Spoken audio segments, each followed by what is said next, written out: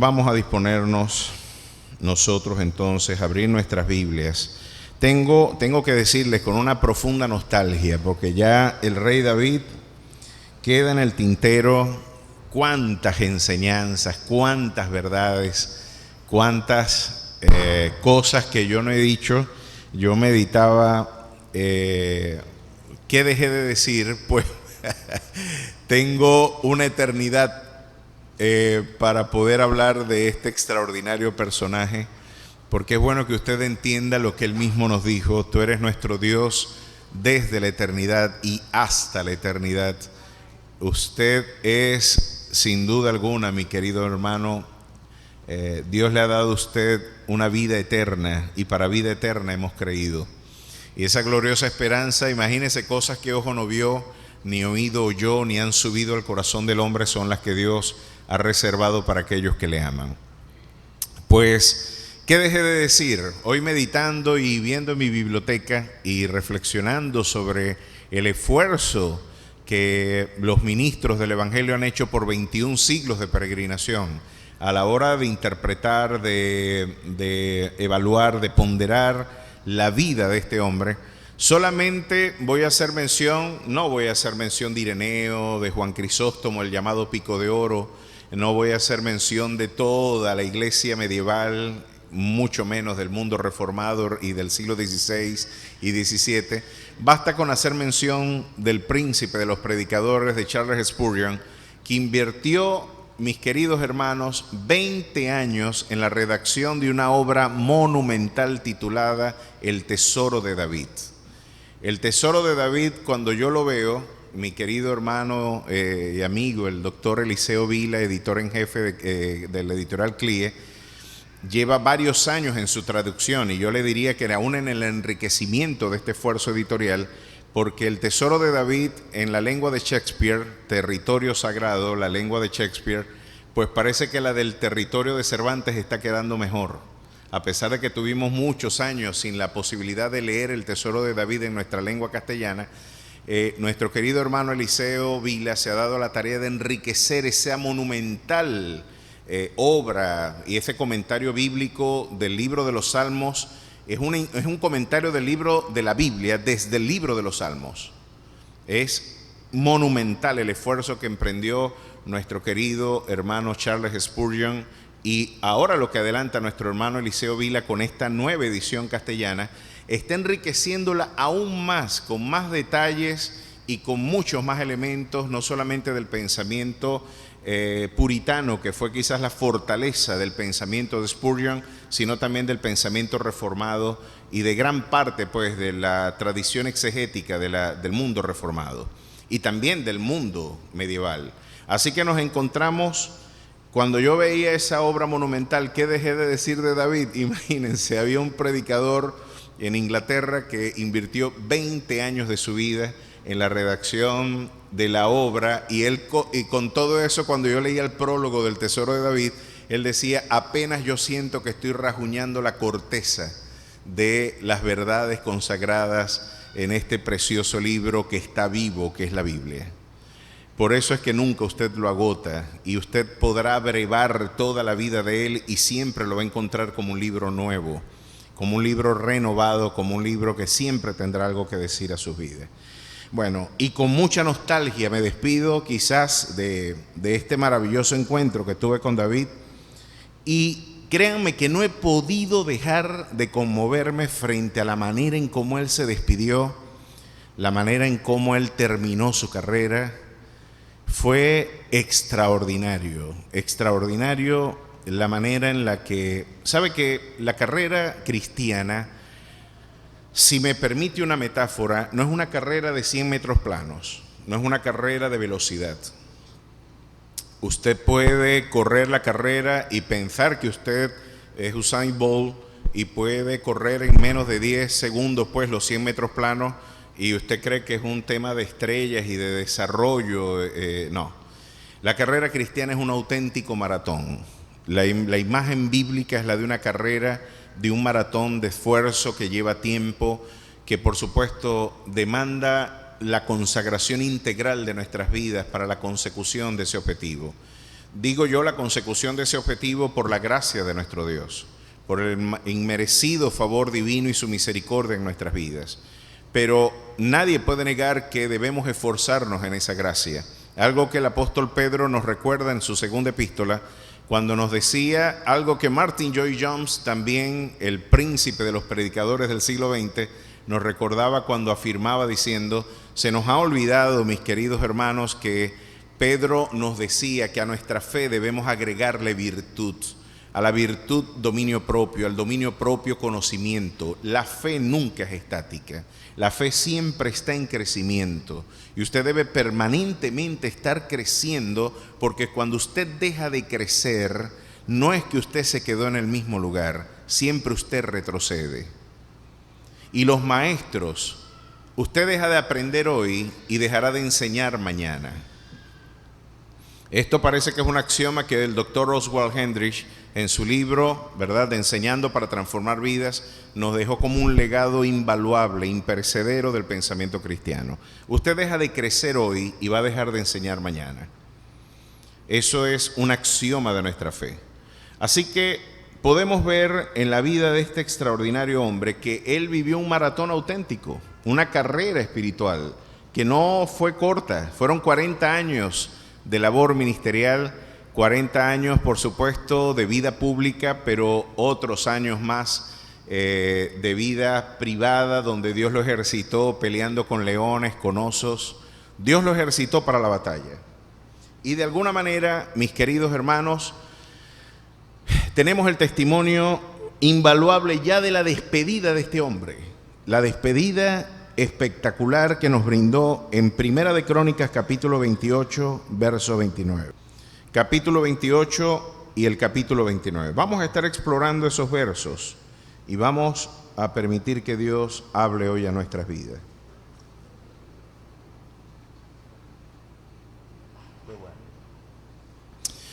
Bien, ya hemos visto cuántos episodios, cuánto hemos aprendido de David.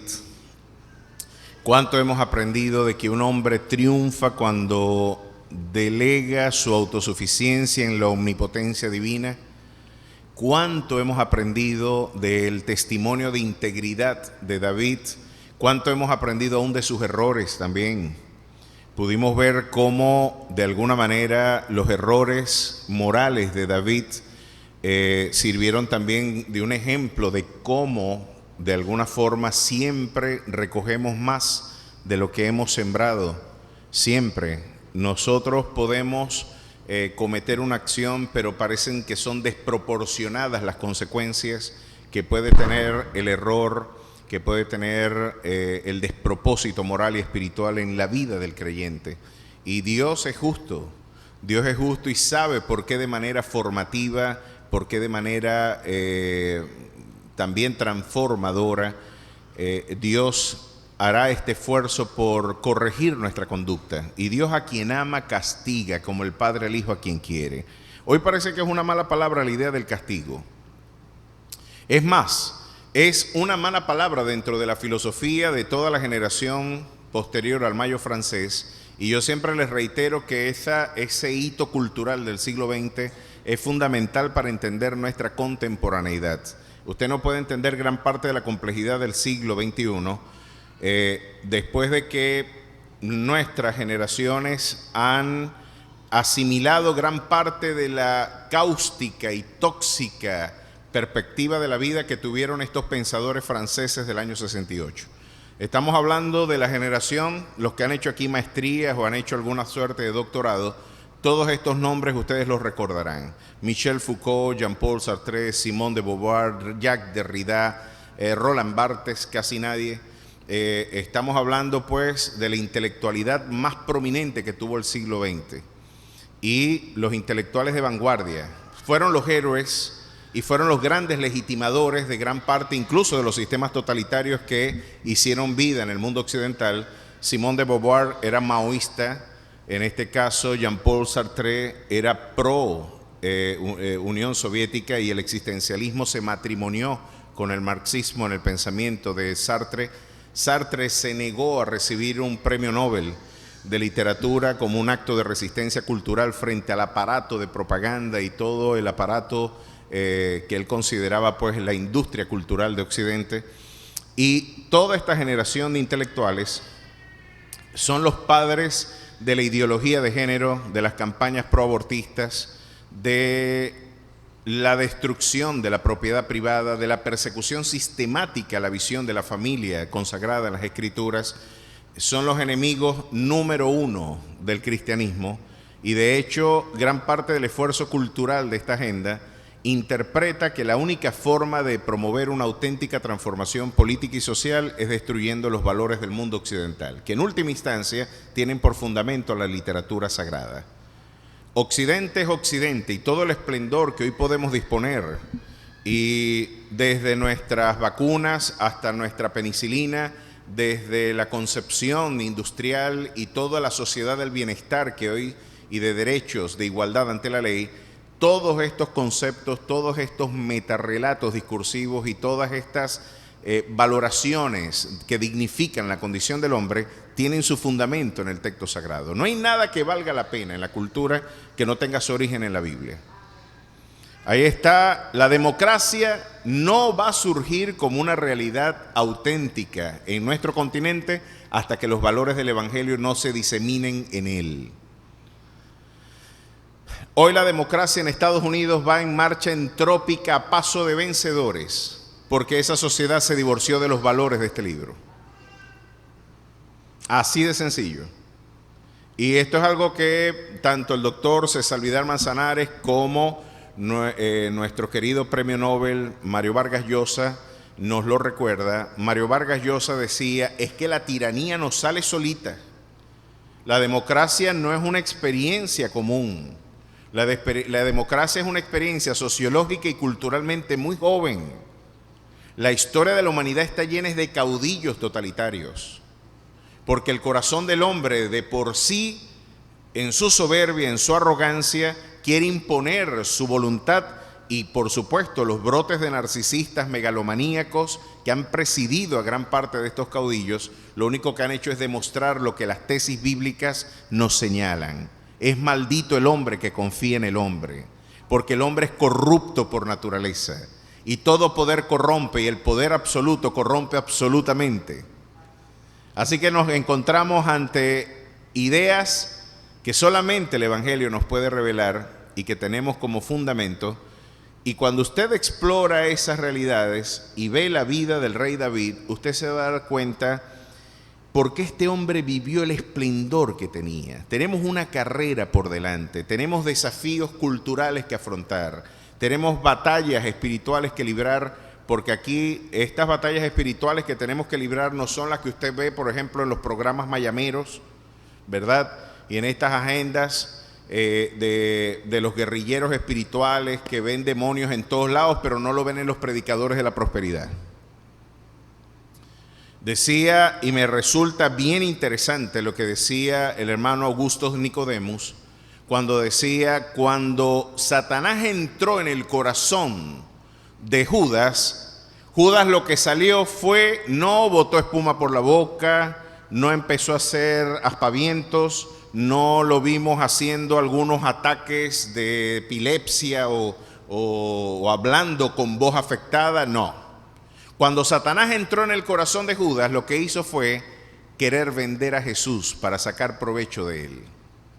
A lo que concluye Augusto Nicodemos, tenemos más endemoniados de lo que pensábamos. Hay más gente endemoniada de lo que pensábamos entonces.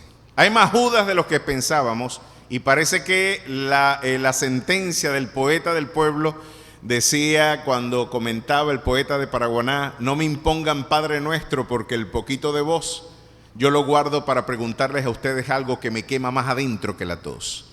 ¿Qué quiere decir bienaventurados? Porque lo de pobre me lo sé yo. ¿Por qué aumentan más los mercaderes del templo que los panes de Jesús? Parece que aumentan más los mercaderes del templo, es porque tristemente hoy muchos quieren mercantilizar con la verdad del Evangelio.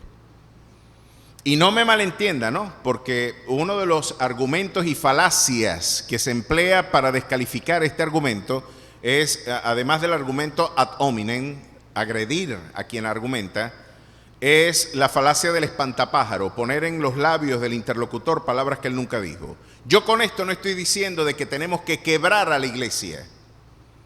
Esto no significa que los que predican el evangelio no deben vivir del evangelio. Eso lo dice la Biblia, no lo digo yo. Que la gente tiene que tener compromiso financiero con la iglesia, claro que sí. Y de hecho, gran parte de los quebrantos económicos de muchos en la iglesia es porque no se han comprometido financieramente con la iglesia, o más que con la iglesia, con la obra del Señor.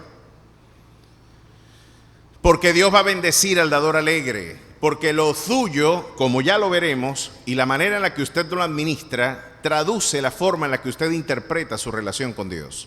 Cuando yo hablo de vender el evangelio, no estoy hablando de que se debe quebrar financieramente a la iglesia como otros se paran en el otro extremo del bote. No, porque la obra del Señor tenemos que sustentarla, tenemos que promoverla, tenemos que adelantarla. También con nuestro patrimonio, porque después de todo entendemos que nuestro patrimonio no es nuestro patrimonio es de Dios. ¿Cuántos así lo creen? Así lo creemos con todo nuestro corazón. Lo que estoy diciendo es que las labores, la verdad del evangelio no se puede tarifar. Usted no le puede decir a Dios lo que Él tiene que hacer porque usted dio una ofrenda. Usted no puede entrar en un pacto mercantil con Dios porque Él ya selló un pacto mucho más sublime que la basura del dinero de este mundo, con algo que tiene mucho más valor que el oro y la plata, nada más y nada menos que la sangre preciosa de su Hijo. Pagó el precio de su culpa y hoy usted tiene salvación y vida eterna. A Él sea la gloria. Él ya pagó, no hay ningún pacto que hacer. La verdad es que hace falta solamente algo para sumarse a ese esfuerzo teológico: ignorancia. Ignorancia.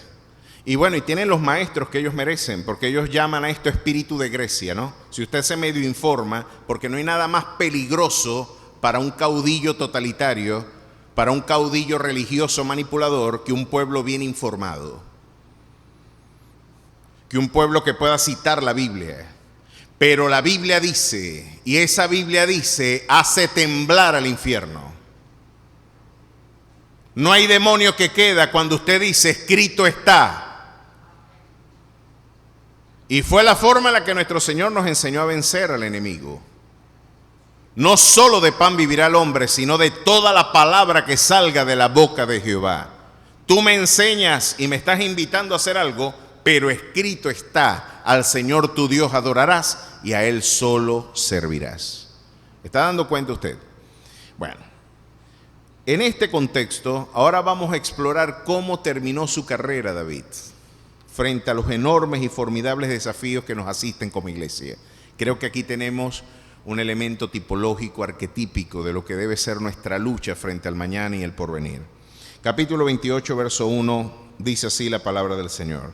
Y ahora parece que David, al igual que Moisés cuando se paró sobre aquellos montes de Moab, Deuteronomio es el libro retrospectivo e introspectivo de la vida de Moisés.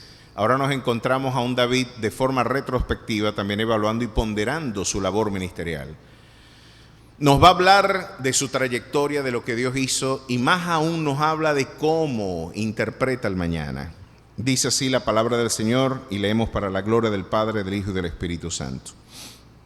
Reunió David en Jerusalén a todos los principales de Israel, los jefes de las tribus, los jefes de las divisiones que servían al rey, los jefes de millares y de centenas, los administradores de toda la hacienda y posesión del rey y de sus hijos, y los oficiales y los más poderosos y valientes de sus hombres. Y levantándose el rey David puesto en pie, dijo: Oídme, hermanos míos y pueblo mío, yo tenía el propósito de edificar una casa en el cual reposar el arca del pacto de Jehová, y para el estrado de los pies de nuestro Dios, y había ya preparado todo para edificar. Mas Dios me dijo: tú no edificarás casa a mi nombre, porque eres hombre de guerra y has derramado mucha sangre. Pero Jehová Dios de Israel me eligió de toda la casa de mi padre para que perpetuamente fuera rey sobre Israel, porque a Judá escogió por caudillo, y de la casa de Judá la familia de mi padre, y de entre los hijos de mi padre se agradó de mí para ponerme por rey sobre todo Israel. Y de entre todos mis hijos, porque Jehová me ha dado muchos hijos, eligió a mi hijo Salomón para que se siente en el trono del reino de Jehová sobre Israel. Y me ha dicho: Salomón tu hijo, él edificará mi casa y mis atrios, porque a este he escogido por hijo, y yo le seré a él por padre. ¿Qué les parece? Vamos a detenernos aquí, porque todo lo demás queda para la sorpresa del predicador, la sorpresa de la predicación, que por el contrario siempre favorece al predicador. Pero miren acá cómo David empieza su evaluación. Yo tenía en mi corazón un sueño. Y ¿quién puede, cuando alguien piensa y habla de esa manera, te está abriendo el corazón, te está hablando de sus anhelos, de sus metas, ¿no? Te está diciendo: este es mi proyecto de vida. Y cuando usted se pregunta cuál era la razón de que David fuera un hombre interpretado conforme al corazón de Dios, estos sueños nos dejan ver muy bien el carácter de este hombre. Fíjense que él estaba pensando: lo que más anhelo yo en mi corazón, lo que yo atesoro con todo mi fervor y pasión, lo que yo anhelo sin duda alguna poner por obra para poder completar mi vida, es hacer casa a Jehová. Estaba absolutamente fascinado con la idea de poder honrar a Dios levantando una casa a su nombre. Y esto nos deja ver que él pudo haber dicho, como Alejandro Magno: si Alejandro Magno no se muere, llega a Japón. Y los 4 generales del ejército, Seleuco, Lisímaco, Casandro y Ptolomeo, los 4 generales que tenía al frente Alejandro Magno, le dijeron: chico, ¿y hasta cuándo? Ya llegamos al río Indo. No vamos a tener tiempo para disfrutar todo esto, ¿no? Bueno, solamente creo que el Gengis Khan logró superar los espacios territoriales de Alejandro Magno. Pero lo interesante de esto es que David, con toda su destreza militar, pudo haber atesorado la esperanza: yo quiero ser el dueño del mundo. Yo puedo serlo, porque de hecho, ¿quién puede detener la espada de Jehová? ¿Quién puede detener el ímpetu y el deseo de extender? Después de todo, esto sería una obra de proporciones globalizantes, extender los valores del reino, no del mío, sino del Dios al que yo sirvo, a todo el territorio, a toda la orbe. Después de todo eso fue el esfuerzo de Alejandro Magno con su proyecto de helenización. Él decía: mi esfuerzo, que fue el proyecto de globalización más exitoso que ha conocido la historia, después de todo yo quiero universalizar los criterios y valores de mi cultura, los criterios helenísticos, los quiero convertir en el horizonte cultural del mundo occidental. Y lo logró. Hasta el día de hoy nosotros somos griegos en el ámbito filosófico. David pudo haber atesorado una misma esperanza: yo quiero tener una incidencia de proporciones globales a través de mis campañas militares. Pero lo que a este hombre se le ocurre, no, mi esperanza, mi tesoro, mi anhelo más fervoroso es poder honrar a mi Señor construyendo casa a su nombre. Con razón era un hombre diferente, un hombre conforme al corazón de Dios, y que nos deja ver muchísimas cosas aquí. Hay algunas lecciones que yo quisiera detenerme a explorar acá, porque a pesar de que él tenía ese deseo, Dios le dijo que no. ¿No se ha sentido usted mal cuando Dios le dice no a sus oraciones? De hecho, ese es un gran problema espiritual, los no de Dios. ¿Por cuántos enfermos hemos orado y no han sanado? ¿Y cuál es la manera en que nuestra pobre, folclórica y precaria teología pretende entender los no de Dios? Aquí se le cae la fachada a los religiosos, a los manipuladores, a las personas que en realidad fingen una auténtica comunión con Dios y no la tienen. No fue sanado porque no tuvo fe. Yo no niego que alguien sin fe, porque sin fe es imposible agradar a Dios. Y usted, si quiere conseguir algo de Dios, tiene que creer que le hay y que es galardonador de los que le buscan. Pero usted también tiene que entender que este Dios le dijo a un hombre prominente como fue el apóstol Pablo, un hombre de la estatura espiritual, miren, de los parios de mujer, quizás ninguno ha tenido más luz espiritual que el apóstol Pablo.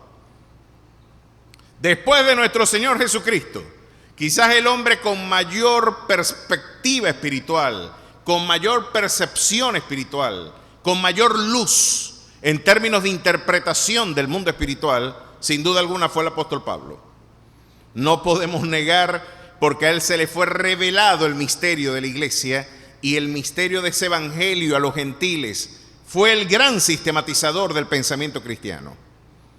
Y hasta el día de hoy el mundo occidental es más paulino de lo que usted se imagina. Esto lo estaremos estudiando más adelante también. Pero este hombre monumental, del cual aún los demonios, cuando se encontraban con él, habían unos judíos itinerantes, exorcistas, que le dijeron en una ocasión a un endemoniado: en el nombre del Jesús al que predica Pablo, sal fuera de él en el nombre del Jesús al que predica Pablo. Y los demonios se lo quedaron mirando y dijeron: a Pablo lo conocemos y a Jesús también, pero ¿quiénes son ustedes?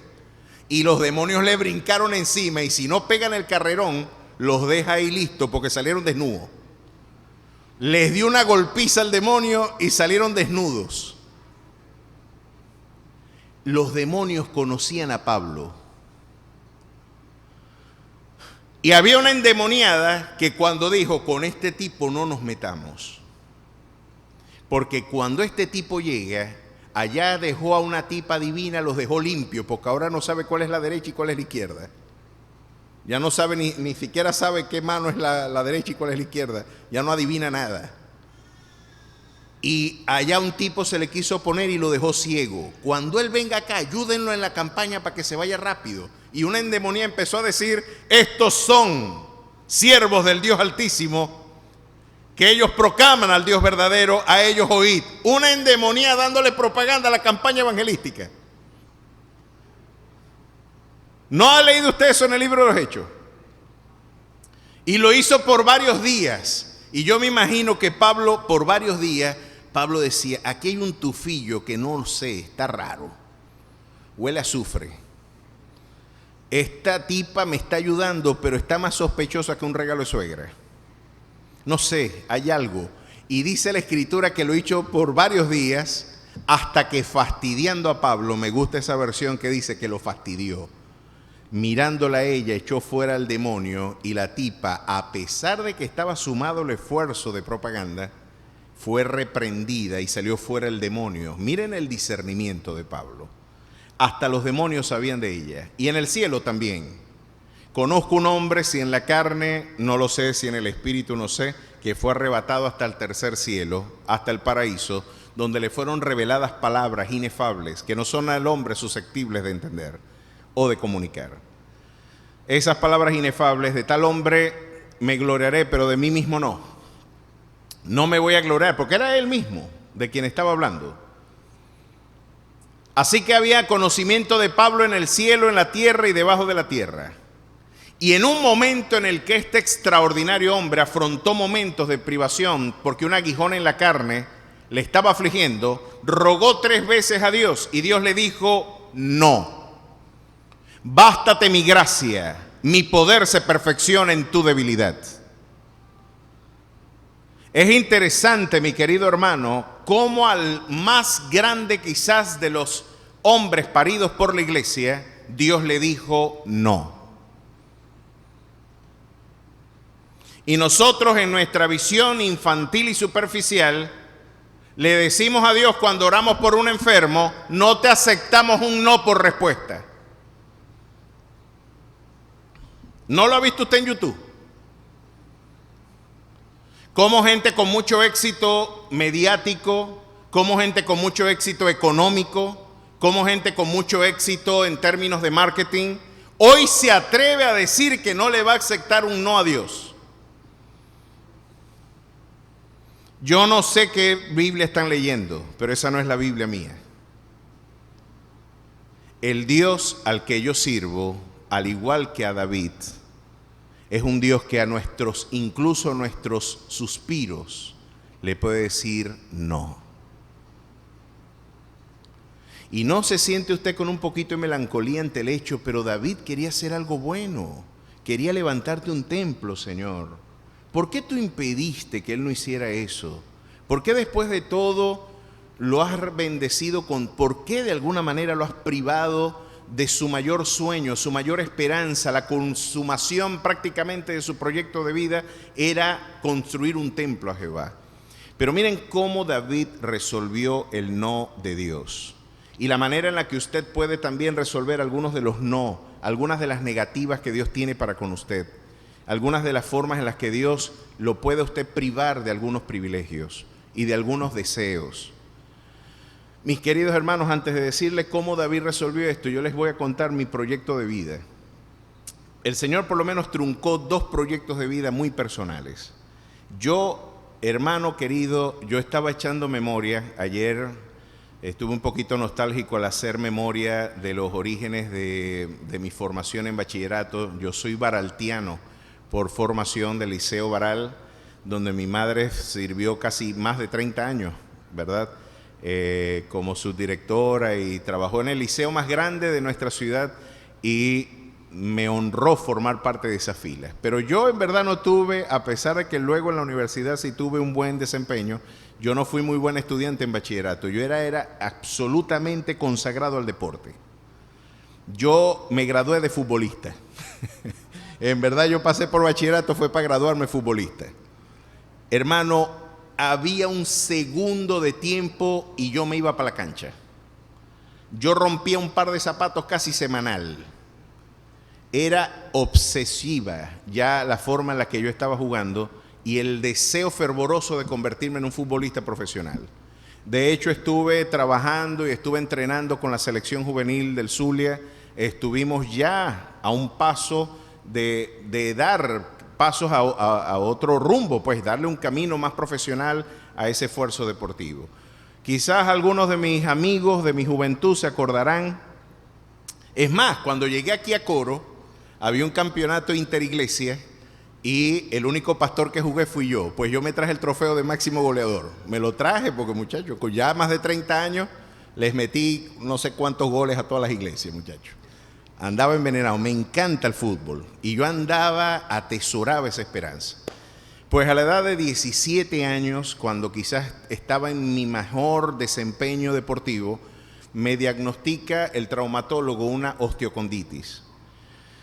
Eso es prácticamente, me dijo él, esto es un callo de tanto jugar en el hueso de tu rodilla.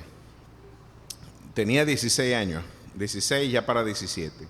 Y me dijo, pero no puedes jugar. Muchacho, eso fue devastador para mí. No puedes seguir jugando. Y yo le dije, pero no puedo, descanso una semana. Para mí era inconcebible. Yo jugaba todos los días a toda hora. Yo era tan flaco que tenía que pasar 2 veces para que me vieran. Estaba flaquito, aunque ustedes no lo crean. Pesaba menos de la mitad de lo que tengo ahorita, muchachos. Y de alguna manera, pero sí, te va a pasar algo. Si no dejas de jugar, va a pasar un momento en que vas a patear el balón y se te va a partir el hueso. Y ahí fue donde me asustó y entré yo en caída libre rumbo a la depresión, muchachos. ¿Cómo va a ser posible? Y yo allí tuve que redefinir mi proyecto de vida y esa osteoconditis se sanó al año, pero antes del año ya Dios me había regalado otra agenda. Estuve en un congreso de jóvenes donde ese año nos visitó el que hoy es mi pastor, Gerardo de Ávila, y en ese encuentro el Señor transformó mi vida. Y yo puedo decir que a la edad de 16 años yo realmente tuve mi llamado. Yo entendí lo que Dios tenía para conmigo. Y a pesar de que me privó del fútbol, me dijo, mira, yo sé darte a ti más abundantemente de lo que tú pides o de lo que tú entiendes por mi buena voluntad. Y qué bueno es que Dios elija por mí y qué bueno es que Dios diga que no. Imagínese que usted me hubiera podido ver jugar en profesional, pero nunca hubiera ejercido labores ministeriales y pastorales. Ya estuviera retirado en una liga de fútbol mediocre quizás, ¿verdad? En dónde estuviera con mis planes, a dónde yo hubiera llegado, pero a dónde Dios te puede poner, y estoy seguro que sin duda alguna ganar almas, predicar el evangelio, es mucho más noble que hacer goles en cualquier estadio. Sin desmérito de lo que eso habla, pero el evangelio y su proclamación es la labor más excelsa que el hombre puede emprender. Yo no lo elegí, Dios lo eligió por mí. El segundo esfuerzo de un no fue cuando yo me gradué en la universidad y yo debía ser profesor universitario por ley. Pues la asimilación de los estudiantes que graduaban con honores tenía una ley que todo el que se graduaba con honores era asimilado inmediatamente por la Universidad del Zulia. Pues ese mismo año eliminaron la ley. ¿Qué les parece? Hubo una transición donde hay que eliminar los cuadros de honor también, porque los que salen mal se sienten mal cuando ven que uno va bien. Hay que quitar el cuadro de honor. Entonces esa es la política de los resentidos, ¿no? No, que no se vea el que tiene. Quitaron los cuadros de honor, quitaron los premios académicos, y ese mismo año entonces yo tuve que ir a concurso. Yo dije, bueno, ya tengo todas las credenciales que mis compañeros no tienen. He sido becario docente de esta universidad por 5 años. Antes de graduarme ya tengo 5 años de experiencia docente. Tengo mis notas, tengo todo para ganar el concurso. Y cuando voy a concurso ganó un muchacho que tenía menos nota que yo, pero era del partido de gobierno del director de la escuela. Y cuando yo le digo, ¿quién ganó? Ganó fulanito. Y yo dije, qué descarado y cinismo. Yo me acuerdo que ese día yo no pude ni dormir del malestar. Y yo dije, me frustraron todo mi proyecto de vida. Yo me había esforzado por ser profesor universitario. Y me dice un amigo mío, no te preocupes, que te vamos a dar un trabajo en la Bolivariana. Vente para acá que aquí te recibimos. Me voy con todos mis papeles, con mi esposa me voy, me llevo el currículum, y cuando llegamos a la puerta de la casa tocándola, nos encañonan 4 tipos, me ponen un revólver en la cara, apuntan otra a mi esposa, recién casado, nos robaron el carro, me robaron los títulos, me robaron todo y quedé como si nunca hubiera estudiado. Los anillos de recién casado, eso fue un desastre. Me dejaron peor, como dicen los puertorriqueños. Y fue a través de ese no que el comandante, el coronel Parada, de acá de la Universidad de las Fuerzas Armadas, de la UNEFA, me dijo, yo no tengo trabajo en el Zulia, sino en Falcón. ¿Quieres irte para Coro? Y ese no de Dios es el que me tiene hoy predicando aquí delante de ustedes. ¿Se están dando cuenta? Alabado sea el Señor. Y yo miraba, ¿dónde estuviera yo si me hubiera quedado en luz? Me dijeron que se robaron hasta los cables, que no hay ni para prender un bombillo. Estuviera en la Universidad del Zulia frustrado, al igual que Ezequiel, viendo que el templo de la academia había sido devastado. ¿Y qué es un sacerdote sin el templo? Pues siempre es mejor que Dios decida por usted. A nadie se le ocurre pensar que la oración del Getsemaní fue una oración no contestada a la manera de Jesús. Si es posible, pasa de mí esta copa, pero que no se haga mi voluntad, sino la tuya. El Señor le pidió, si es posible que yo no vaya a la cruz. Y el Señor le dijo, no, tienes que ir a la cruz. No hay otro camino. Y Dios le dijo, tú no vas a construir el templo, lo va a hacer tu hijo. Tú has derramado demasiada sangre. Tú has sido un hombre de guerra.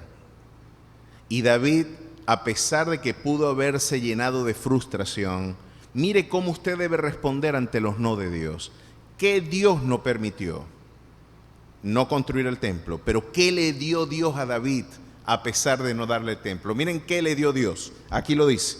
Pero Jehová, a pesar de que no construí el templo, a pesar de que no tuve la bendición de ser yo el protagonista de esa noble empresa, a pesar de yo no estar detrás de esta maravillosa actividad, pero Jehová, el Dios de Israel, me eligió de toda la casa de mi padre para que perpetuamente fuera rey sobre Israel, porque a Judá escogió por caudillo, y de la casa de Judá a la familia de mi padre, y de entre los hijos de mi padre se agradó de mí para ponerme por rey sobre todo Israel. Y usted hoy puede decir lo mismo. En una ocasión Jesús le dijo, mira, hasta los espíritus se nos sujetan. Y Jesús le dijo, ponte en perspectiva, no os regocijéis de que los espíritus os sujeten, más bien regocijaos de que vuestros nombres estén escritos en el libro de la vida. Y usted hoy puede decir, a pesar de que no he logrado muchas de las cosas que en mi juventud yo había atesorado, puedes decir al igual que David, Pero mi Dios me eligió de la familia de mi padre, me eligió de entre los hijos de mi madre, y de entre los hijos de mi madre me ha elegido a mí para yo poder proclamar su señorío, su poder y su gloria a las naciones. A pesar de que no he podido lograr esto, Él me regaló la vida eterna y con Él lo tengo todo. Así que tenemos mucho que agradecer. Es interesante la manera en cómo Dios trabajó el no de Dios. Quizás alguna no tenga hoy esposo. Quizás alguno no tenga hoy esposa. Quizás alguno hoy no tenga patrimonios y bienes. Pero miren cómo David entendió cuál era su auténtico tesoro. Ya vamos a ver más adelante el desprendimiento terrenal de este hombre. Por eso era un hombre conforme al corazón de Dios, porque su mayor tesoro era el Dios al que sirvió con toda pasión. Ese era su tesoro, ese es su activo más profundo, su comunión y su encuentro con Él. No me diste esto, pero me sobreabundaste, te pasaste con lo demás. ¿Y quién puede negar, mi querido hermano? Mire, usted subestima la salvación. Solamente hay una interpretación para cuando uno subestima el regalo que Dios le ha dado a uno. Y lo da Pedro en su segunda epístola. Es cuando usted es miope, es corto de vista, olvidando la purificación de sus antiguos pecados. Y porque usted ha detenido su crecimiento en la fe, se está formando un callo en tu conciencia. Y está entenebrecido, quizás nuestra visión no es 20/20. No tenemos una auténtica perspectiva del mundo espiritual. Cuando usted pondera la realidad de dónde Dios te sacó, hacia dónde Dios te lleva, usted pues tendrá una actitud de agradecimiento permanente.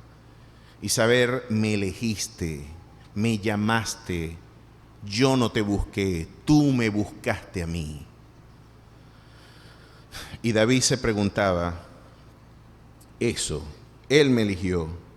Y me ha dicho, Salomón tu hijo, él edificará mi casa y mis atrios, porque a este he escogido por hijo, y yo le seré a él por padre. Asimismo yo confirmaré su reino para siempre. Si él se esforzare y poner por obras mis mandamientos y mis decretos, como en este día. Ahora pues, ante los ojos de todo Israel, congregación de Jehová, y a oídos de Dios, de nuestro Dios, guardad e inquirid todos los preceptos de Jehová vuestro Dios, para que poseáis la buena tierra y la deseéis y la dejéis en herencia a vuestros hijos después de vosotros perpetuamente. Esta es la condición de poder dejar heredad. Si tú sirves al precepto de Jehová. Fíjense cómo una nación perdió aún su territorio. La integridad de una nación siempre estará amalgamada a la forma en la que se relaciona con el Dios del cielo y de la tierra.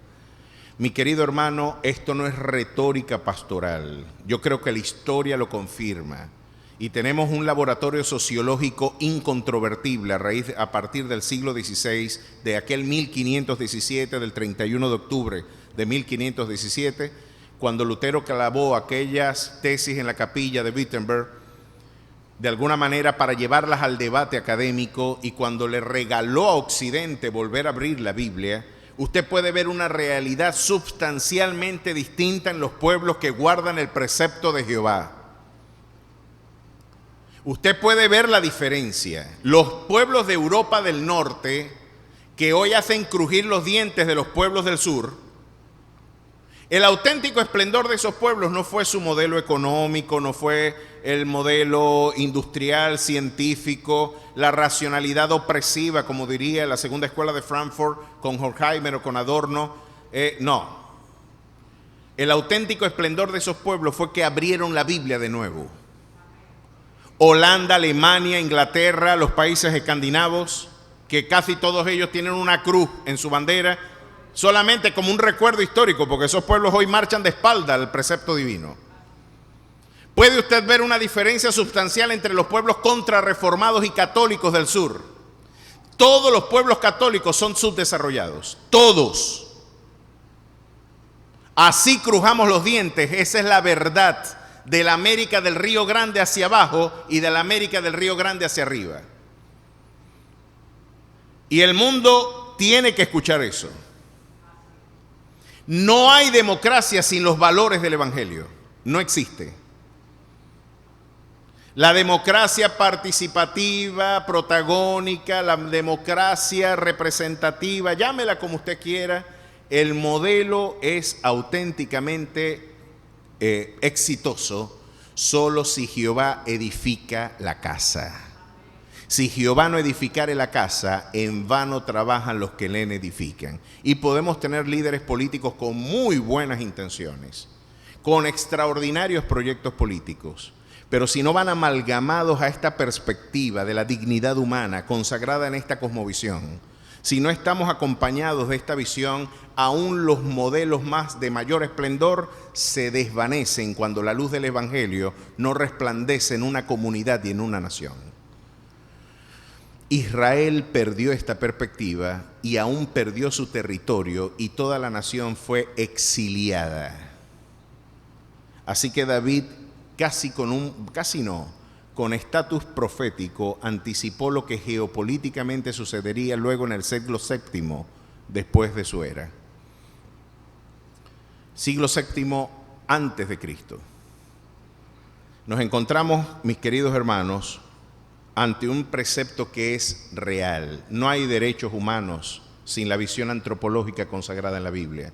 No hay derecho a propiedad, porque la propiedad no la respeta el Estado. Todo movimiento estatista servirá luego para la consolidación de burócratas en el poder. Más nada. El corazón del hombre es perverso, es corrupto. No escuche cantos de sirena. Es Cristo en vosotros la esperanza de gloria. No hay un proyecto político que pueda redimirnos de nuestra iniquidad. No hay un proyecto con el esplendor tan sublime como el Evangelio. Por eso en China, en Rusia, en los Estados Unidos se sacó esta Biblia de las cárceles y no quiere que se digan en los colegios ni en las universidades, porque los poderosos de la tierra tienen temor de que el pueblo conozca este libro. Porque este libro dice, nadie es Dios, nadie merece el culto que solamente Jehová merece. Y eso le da homeostasis al cuerpo social, al cuerpo político. No existe equilibrio en la convivencia social si el precepto de Jehová no regenta las naciones. Ahora pues, ante los ojos de todo Israel, congregación de Jehová, y en oídos de nuestro Dios, guardad e inquirid todos los preceptos de Jehová vuestro Dios, para que poseáis la buena tierra y la dejéis en herencia a vuestros hijos después de vosotros perpetuamente. Cuando el hombre quiere redimirse a sí mismo, no solamente se pierde a él, pierde aún su territorio. Es interesante la visión de un viejo rey que le está diciendo a alguien lo primero que tú tienes que hacer para tener éxito. Ahora, si usted imagínese que le tiene que dejar un consejo a su hijo antes de morir, ya usted está de salida, y usted en su ancianidad, mirando con sabiduría los años de su experiencia, ponderando qué prioridades debe abrazar su muchacho, qué prioridades debe abrazar su heredero. Le está abriendo el corazón el viejo David a Salomón el pacífico. Saben que la misma matriz filológica de shalom, que es paz, más que paz en hebreo, es una visión de integridad, de prosperidad y de bendición integral, entre ellas la paz, como la interpreta el judeocristianismo. Shalom es la misma matriz filológica de Salomón, el pacífico. Este que no ha derramado sangre va a ser el que va a levantar mi templo. Pero mira de qué manera. Quiero dejarte un consejo. Quiero decirte el éxito, el secreto de mi éxito. Vamos a decirte el secreto de la nona. ¿A cuánto les gusta cómo suena guaco? Chacho. Yo he escuchado, me encanta ver, hay varios documentales sobre guaco en Japón. Los japoneses están que se cortan las venas. ¿Qué es esto? Usted escucha a Luis Enrique escucha a Gilberto Santa Rosa y dicen que cuando escucharon eso, ¿qué es eso? Eso es salsa. ¿Qué ritmo es esto? Y quedan fascinados por lo heterogéneo, por lo variopinto. Hay muchos sabores como un patacón zuliano. Usted ve que en Maracaibo le metemos el rayo maracuchador a todo. Una arepa, allá hay una arepa que nosotros la arepa no puede ir así. Después que la rellenáis, la metéis en un brebaje con harina de trigo y la metéis y después la freís y hacéis un tumbarrancho. Están haciendo unas hamburguesas gratinadas, patacones gratinados, todo hipertrofiado, grosero, con muchos sabores. Así suena Guaco. Y Gustavo Aguado les dijo, les voy a dar el secreto de la nona. El secreto de Guaco es la tamborera. Y el ritmito, eso está en el fondo de la cuestión, vos sabéis. Ahí está el secreto de la nona. Ah, con razón. Y ahora hasta los japoneses están tocando Guaco y lo tienen en su academia, el estudio del ritmo maravilloso que universalizó la zulianidad. Ese sonido festivo, alegre, variopinto, colorido de Guaco. David le dijo, te voy a dar el secreto de la nona, vení para acá. Y mirándolo fijo a los ojos, le dijo, te voy a dar el secreto de mi éxito ministerial. Quiero que lo escuches. Mira esto. Y pudo haberle dicho, invierte en esto, siembra allá, construye allí, haz un puente acá, haz un palacio. No. Verso 9 del 28. Y tú, Salomón, hijo mío, reconoce al Dios de tu padre, reconoce al Dios de tu padre. No olvides esas palabras. Si quieres tomar una prioridad en tu vida, conoce al Dios al que yo he servido. Si usted le quiere dejar algo a su hijo, mi querido hermano, que nunca él va a perder, es que usted le pueda mirar a los ojos y le diga, yo necesito que tú conozcas al Dios al que yo sirvo. Ese va a ser el secreto de tu vida, porque será bienaventurado el varón que no anduvo en consejo de malos, ni estuvo en camino de pecadores, ni en silla de escarnecedores sentado, sino que en la ley de Jehová está su delicia, y en su ley medita de día y de noche. Será como árbol plantado junto a corrientes de agua, que dará su fruto en su tiempo, y su hoja no cae, y todo lo que hagas prosperará. Escríbalo, créalo, enséñelo al pararse y al acostarse, al salir y al entrar. Escríbelo en el dintel de tu casa. No te vas a equivocar. No te vas a equivocar. Ese es el legado más sublime. Me conmueve pensar que esta vida maravillosa le va a dar otros consejos más. Quizás él, recordando sus fracasos, miren lo que también le recuerda. Y sírvele con corazón perfecto y con ánimo voluntario, porque Jehová escudriña los corazones de todos y entiende todo intento de los pensamientos. Quizás viendo los ojos juveniles de su hijo, se acordó, tú eres el hijo de mi gracia. Yo no debería haber tenido un hijo como tú con Betsabé.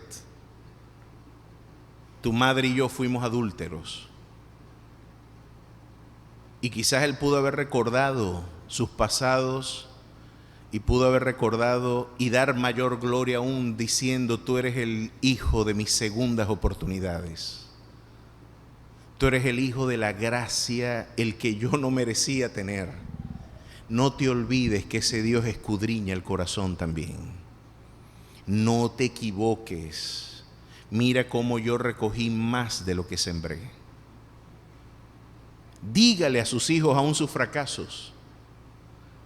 ¿Cuánto aprendemos de nuestros fracasos, mis queridos hermanos? Yo he aprendido más de mis maestros espirituales. Son los que me han hablado de sus fracasos, y de esos fracasos yo he aprendido muchísimo. Ahora, usted puede ver que solamente los auténticos hombres de Dios hablan de sus fracasos. La mayor parte de los hombres que están preocupados por otras cosas jamás van a hablar de sus fracasos. Solamente el hombre seguro en la gracia de Dios puede abrir su corazón para desnudar sus quebrantos. Ese fue el hombre curtido en la gracia de Dios, porque este hombre nos va a enseñar cosas extraordinarias. Miren, hermano, cuando usted concluye la vida de David, algo que es saludable entender es que, ¿cuántos saben que somos salvos por gracia? ¿Usted puede salvarse?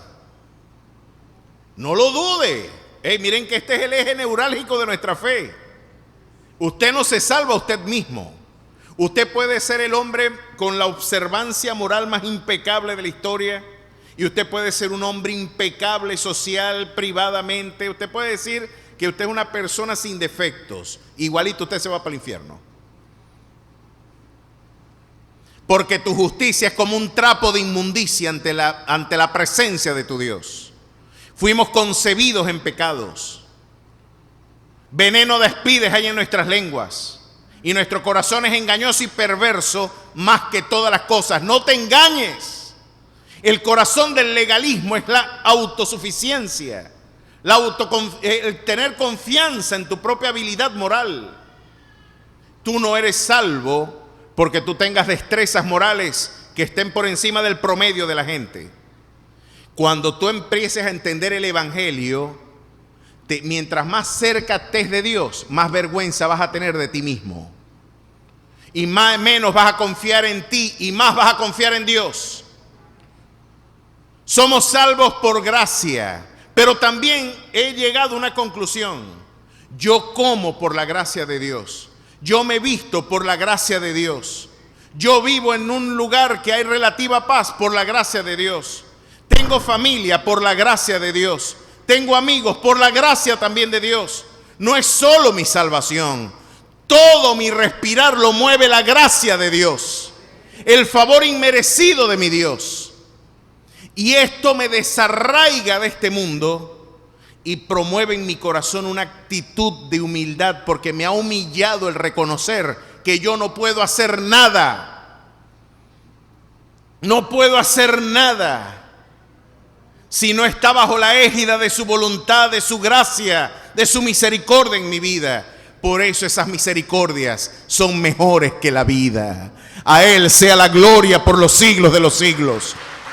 Todo lo que tú tienes, todo lo que tú eres y aún lo que tú serás, se lo debes a Él. No dejes de servir a ese Dios. No dejes de conocerlo, conócelo, llénate de Él. Ese es mi consejo como un viejo rey. Y lamento no tener aquí, había anotado una cosita que la dejé en casa. ¿Qué le dejó David a Salomón? Cuando usted explora lo que le dejó David a Salomón, aquí nos va a dar unos detallazos. Pero déjeme decirle algunos detalles que aquí no se consagran. Tomó un país con 15,000 kilómetros cuadrados y lo dejó con 155,000 kilómetros cuadrados. 10 veces más grande que antes. Puede usted ver eso, ¿no? Y el número 10 en la literatura bíblica es número de perfección. Le dejó las arcas llenas de oro, de plata, como ya lo veremos. Le dejó un pueblo pacificado porque derrotó a los enemigos de Israel, que eran los filisteos. Pacificó, subordinó, sujetó a los enemigos de Israel. Dejó un cancionero y toda la nación estaba cantando las canciones de su papá. ¿Usted puede imaginarse eso? Que vas caminando por la Manaure y escuchen una canción de tu papá. Y Naguará, papá era una estrella, muchacho. El tipo era militar y triunfó. Era músico y triunfó. Era estadista y triunfó. Todo lo que hacía, Dios lo prosperaba. Esa es la gracia de Dios. Ese es el favor de Dios. Y cuando usted entiende esto, mi hermano, usted se vacuna de la soberbia. Porque cuando usted entiende de que todo lo que usted tiene no le pertenece, ¿por qué tú te ufanas si eso no es tuyo? ¿Por qué tú te ufanas si después de todo lo que tú tienes, todo lo has recibido de la mano de Dios? Tú no has hecho nada por eso. ¿Qué eres tú sin Dios, vale? ¿Qué eres tú sin esa gracia? Yo me recuerdo mucho, hay un programa de televisión que yo lamento que la generación de los jóvenes venezolanos no se hayan formado escuchándolo a él. ¿Cuántos se formaron aquí escuchando Contesta por Tío Simón, con Simón Díaz? Imagínate, los lunes son de Coquito, es martes de Surima. Bueno, imagínense, todo eso era, yo no me pelaba Contesta por Tío Simón.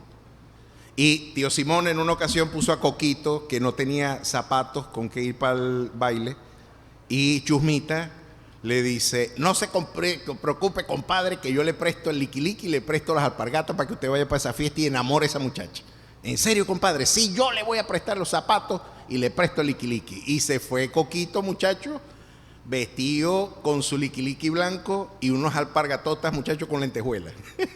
Y cuando estaba zapateando y levantando el polvarerín, le llegó Chusmita y le dijo, dele bien duro, compadre, esa alpargata, que esas alpargatas son mías. No se preocupe, dele duro que eso es mío. Si se rompe, yo respondo delante de la novia. Yo creo que deberíamos tener un Chusmita recordándonos, te jactas de tu esplendor, te jactas de tus logros y tus triunfos, pues dale la gloria al que te los regaló y te los brindó. No te mires a ti, toda la gloria, toda la honra y la excelencia tienes que dársela al que vive y reina por los siglos de los siglos. Qué maravillosa lección, ojalá tuviéramos un Chusmita que nos recordara. Pero si eso no es tuyo, si puedes hoy tener lo que tienes, eso es de Dios, que por algún motivo de su amor que desconocemos, le pareció bien conferírtelo a ti en estatus de mayordomía. Tú lo que eres un mayordomo de él. Esas alpargatas no son tuyas, con tu y lentejuela. El liquiliqui tampoco es tuyo. Dios me vistió de salvación, pero no solo de salvación. Me vistió con sus frutos, me adornó, y no conforme con eso, mi querido hermano, ese Dios me enseñó, no solamente voy a orar y te voy a enseñar a orar porque tú perdones a los que te ofenden, porque Dios te libre del mal, yo también te quiero enseñar a orar por el pan nuestro de cada día. Yo soy el Dios que te perdona, pero también soy el Dios de tu pan. Yo soy el Dios de tu mañana. Yo estoy en cada ápice de tu experiencia. Qué interesante esta perspectiva que nos brinda David ya en términos retrospectivos. Busca a Jehová y con él lo vas a tener todo. Mas buscad el reino de Dios y su justicia primeramente, y todas las demás cosas vendrán por añadidura. Miren, yo he entendido algo que mi pastor me enseñó. El pastor Inciarte, quizás uno de los hombres más extraordinarios que yo he conocido en mi vida, un hombre fuera de serie, no me canso de decirlo, fue un hombre excepcional. Y él una vez en una reunión de ancianos nos dijo algo interesante. Tú no le tienes que decir a alguien 2 veces que sirva a Dios. Si tú le dices 2 veces que haga algo para el Señor, ese no es la persona que Dios llamó. Porque Dios va a poner el querer como el hacer. Si tú involucras a alguien que no quiere estar, vas a tener que estarlo empujando todo el tiempo. Y para andar empujando a alguien, quédate aquí solo, chico. Él sabía exactamente cuando algo se necesitaba en la iglesia, él lo decía una sola vez. Si no lo hacían, era porque Dios no lo iba a poner en su corazón. ¿Y para qué vos vas a inducir algo que Dios no lo colocó? ¿Verdad que sí? Interesante esta perspectiva en la que, de alguna forma, cuando usted evalúa de dónde viene el deseo, de dónde viene incluso tu fervor para servir a Dios, de tu corazón perverso tampoco eso surgió. También es un don y es una gracia divina el poder servirle. Mi corazón perverso me tendría a mí en cualquier otro lugar lejos del púlpito. Yo estoy en el púlpito inmerecidamente solo por la gracia y la misericordia de mi Dios, que puso en mi vida tanto el querer como el hacer por su buena voluntad. Así que miren qué saludable perspectiva tenía David en su vejez. Mira pues ahora que Jehová te ha elegido para que edifiques casa para el santuario, esfuérzate y hazla. Siempre que hay transiciones importantes, Dios nos manda esforzarnos. ¿Quiere escuchar otro esfuérzate y sé valiente? Porque qué difícil es ser Josué cuando Moisés no está. Qué difícil es ser Salomón cuando David no está. Y usted tendrá que afrontar transiciones en su vida familiar, en su vida profesional, en su vida matrimonial, en su vida social. Usted tendrá transiciones como esta. Pero miren la transición que Moisés le delegó a Josué. Josué también le dijo lo mismo. Capítulo 1, verso 1 en adelante. Aconteció después de la muerte de Moisés, siervo de Jehová, que Jehová habló a Josué, hijo de Nun, servidor de Moisés. Miren qué interesante, Dios siempre llama al ministerio a aquellos que no tienen complejos en servir en la obra, aún a los siervos de Jehová. Porque de Moisés se dice que era siervo de Jehová, pero de Josué se dice que era servidor de Moisés. No tienen complejos en ayudar al que Dios delegó. No están en el espíritu de Coré, tratando de competir por ver quién tiene mayor esplendor. Como dijo Coré, ¿acaso solamente Dios ha llamado a Moisés? ¿Acaso Dios nada más le dio esplendor a Moisés para yo tener que estar atrás de él? Yo soy príncipe, vale. La actitud de Coré contrasta con la de Josué, que servía a Moisés. Y aún tenía un celo fervoroso porque vio a algunos profetizando y le dijo, mira que ellos quieren hablar, déjalos que hablen. Eso Dios se los puso. Pero aún celaba a Moisés Josué. Bueno, cuando tengamos transiciones de vida importantes, mi querido hermano, siempre Dios nos va a decir esto. Mi siervo Moisés ha muerto, ahora pues levántate y pasa este Jordán.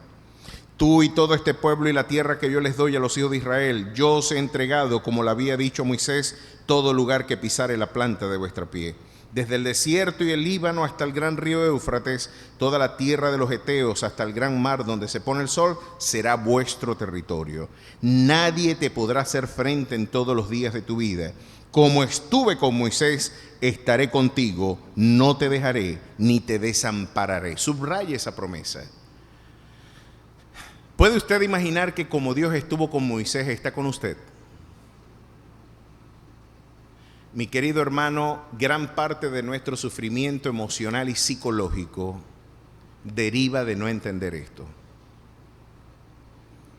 Comparto plenamente la tesis del doctor Martin Lloyd-Jones en su libro La depresión espiritual, de que gran parte de nuestra melancolía y de nuestra tristeza irracional e injustificada en muchos aspectos, hay muchas tristezas muy justificadas, y hay depresiones justificadas tanto médica, ¿verdad? Tanto clínica como orgánica y fisiológicamente, pero hay otro orden de realidades, de tristezas, de pesadumbre, de desesperanzas que tienen su origen en la idea de no entender la benignidad de Dios.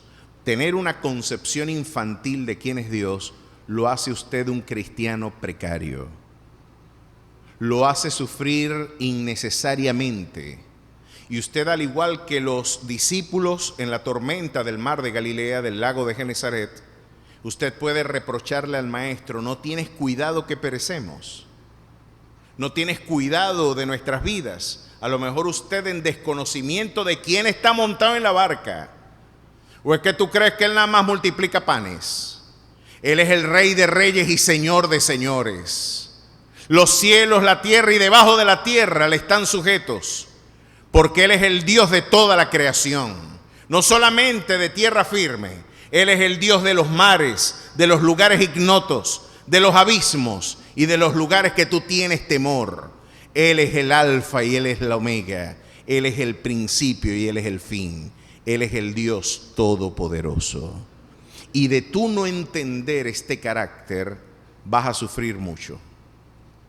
Nuestra precaria e infantil perspectiva de quién es Dios nos hace melancólicos,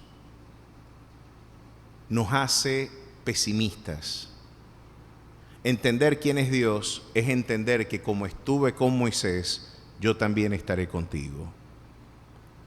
Nunca te dejaré y siempre estaré contigo. Miren qué le dice ahora: esfuérzate y sé valiente, porque tú repartirás a este pueblo por heredad la tierra a la cual juré a tus padres que la daría a ellos. Solamente esfuérzate y sé muy valiente para cuidar de hacer conforme a toda la ley que mi siervo Moisés te mandó. No te apartes de ella ni a diestra ni a siniestra, para que seas prosperado en todas las cosas que emprendas. Nunca se apartará de tu boca este libro de la ley. Miren qué secreto para los líderes que afrontan transiciones y cambios, para los que tienen el Jordán delante, los que tienen que conquistar la tierra a la cual Dios les llamó a tomar posesión. Aquellos que en verdad, porque no estamos pensando en una patria terrenal, porque tenemos nuestra patria en los cielos, somos peregrinos y advenedizos en este mundo. Yo no estoy hablando aquí de bienes terrenales, yo no estoy hablando de carros, de casas, de quintas. Todo eso lo puede tener aún el impío con esfuerzo. Estamos hablando de tomar posesión espiritual de una nación. Estamos hablando de tomar y que sea Jesucristo proclamado el Rey de Reyes y Señor de Señores de esta nación. Todos aquellos que quieren y quieran asumir este desafío, miren el precepto que Dios les brinda. Nunca se apartará de tu boca este libro de la ley, sino que de día y de noche meditarás en él para que guardes y hagas conforme a todo lo que en él está escrito, porque entonces harás prosperar tu camino y todo te saldrá bien. Al igual que Salomón, a Josué le recordaron: te tienes que esforzar en la gracia de tu Dios. Claro que es la gracia de Dios la que te tiene aquí, pero tienes que poner por obra lo que Dios te comisionó. La fe sin obras es muerta. No puedes decir que la fe solamente es una contemplación pasiva de lo que Dios quiere hacer contigo. Él está demandando voluntad, está demandando compromiso, está demandando que te muevas, que seas diligente, que pongas por obra lo que Él te comisionó. Y para hacer eso vas a tener que hacerte valiente, porque tendrás algunas rémoras y temores que te advierten que hay peligro en hacer lo que Dios te dijo. Mis queridos hermanos, tengo que confesarles que cuando fui a dar la batalla allá en Globovisión frente a toda Venezuela por el tema de ideología de género, yo pensé que iba a morir. Mientras más estudiaba los poderes que se esconden detrás de esta perversa agenda, muchacho, que David y Goliat. Estamos hablando de la gente que está del deep state, el estado profundo, el poder detrás del poder. Para que se hagan una idea, uno de los enemigos que yo me eché encima es la IPPF, la Planned Parenthood, la organización proabortista más importante del mundo. Que para que usted se haga una idea, los enemigos que uno se puede conseguir para poner por obra la comisión que Dios te ha delegado, hay 33,000 McDonald's en el mundo. ¿Sabía usted eso? Una franquicia exitosísima. ¿Quién puede negar que ese Calembe hamburguesa, que no es la cajita feliz, sino la cajita infeliz? Cuando metan una arepa pelada con un queso de cabra, ahí sí es una cajita feliz. Con un papelón. Y un pedazo de chivo. Esa debería ser el McDonald's de Coro, algo así. Pero tienen 33,000 sedes en el mundo. La IPPF, la Planned Parenthood, tiene 47,000 clínicas proabortistas en todo el mundo. Y tienen una lista de todos los candidatos que se oponen en contra de la ideología de género en cada país del mundo. Nos tienen fichados. El único que ha hablado de esto en este país soy yo. Y ahorita nuestra querida hermana Linda Aguirre, que está adelantando una campaña de recoger firmas por la familia, que desde aquí celebramos, apoyamos y respaldamos plenamente. Pero usted tendrá entonces que embraguetarse y creerle a Dios. No te podrán hacer frente, porque como estuve con Moisés, así yo también estaré contigo. Nunca te dejaré y siempre te sustentaré con la diestra de mi justicia. Así que manos a la obra, mi amada iglesia. Manos a la obra, la comisión que Dios te ha delegado. Y a Moisés y a Salomón, más bien David le recuerda, si quieres que te dé una prioridad en todo este esfuerzo, busca al Dios de tu Padre. Llénate de Él. Con Él lo tienes todo. David entonces anima en el verso 20 a su hijo a que continúe con la labor que él no pudo emprender. Y le dice en el verso 20 así: dijo además David a Salomón su hijo, anímate y esfuérzate. Miren cómo reitera el precepto. Y manos a la obra, no temas ni desmayes, porque Jehová mi Dios estará contigo. Él no te dejará ni te desamparará hasta que acabes toda la obra para el servicio de la casa de Jehová. He aquí los grupos de los sacerdotes y los levitas para todo el ministerio de la casa de Dios estarán contigo en toda la obra, asimismo todos los voluntarios e inteligentes para toda forma de servicio, y los príncipes y todo el pueblo para ejecutar todas tus órdenes. Miren lo que Dios le está delegando a un muchacho, porque era de tierna edad, dice la Escritura. Pon por obra lo que yo atesoré. Y aquí David nos va a enseñar cómo se le da a Dios. También nos enseña eso, cómo se le da a Jehová. Y es interesante esto. Después dijo el rey a David a toda la asamblea, solamente a Salomón mi hijo ha elegido Dios. Él es joven y tierno de edad y la obra grande, porque la casa no es para hombres, sino para Jehová Dios. Yo con todas mis fuerzas he preparado para la casa de mi Dios oro para las cosas de oro, plata para las cosas de plata, bronce para las de bronce, hierro para los de hierro, y madera para las de madera, y piedras de onice, piedras preciosas, piedras negras, piedras de diversos colores, y toda clase de piedras preciosas y piedras de mármol en abundancia. Además de esto, por cuanto tengo mi afecto, esto fue lo que yo hice en el ámbito público, pero de mi tesoro personal también voy a dar. Y aquí David nos enseña cómo es que se le debe dar a Dios. Además de esto, por cuanto tengo mi afecto en la casa de mi Dios, no, yo guardo en mi tesoro particular oro y plata, que además de todas las cosas que te he preparado para la casa de santuario, he dado para la casa de mi Dios. No solamente guardé en mis campañas públicas, de mi tesoro personal yo te voy a dar. Mis queridos hermanos, David sabía el precio, y sabía más que el precio, porque a mí no me gusta esa idea de pagar el precio. Yo no pago ningún precio. Ya Él lo pagó por mí. Lo único que podemos es ver el desarraigo material que tenía este hombre. ¿Sabe que Facundo Cabral, una vez le dijeron, la princesa donó una plaza? Y Facundo dijo, ¿donó o devolvió? Así era de ácido y de cáustico el canto de Facundo, ¿no? Muchos dicen que lo mataron equivocado, pero yo creo que lo mataron, tenían motivos, ¿no? Pero donó o devolvió, porque cuando el rico da, no está donando, está devolviendo. Esta es una concepción que, por supuesto, los que han sido formados en economía política podrían interpretar de muchas maneras. Alguien podría decir, la plusvalía después de todo es la enajenación que el trabajador es sustraído del trabajador, la real fuerza productiva del trabajador, y eso es lo que incrementa el proyecto del capital. La economía clásica austríaca, entre ellos Hayek y el mismo Rothbard, desmienten esta tesis. Dice, el valor objetivo de un producto nunca tiene un fundamento objetivo. Ese fue el gran error del pensamiento de izquierda. El pensamiento es el correcto en términos económicos, es que el valor no es un fundamento objetivo, sino subjetivo. Tú puedes invertir toda tu vida en hacer vino, pero si la gente no le da el valor al vino, no importa que tú hayas invertido toda tu vida en eso, va a valer 2 pesos. El valor de un producto no es el esfuerzo que tú involucres en él, es lo que la intersubjetividad impone a ese producto en términos de valor subjetivo y social. Esto transformó toda una perspectiva económica, y cuando Facundo dice que él devolvió, lo que está diciendo es que tú estás devolviendo lo que te robaste, chico, a tu trabajador. Porque miren cómo lo decía Alí Primera, el que trabaja y mata el hambre, no, lo dijo fue Benedito Ruiz Barbosa.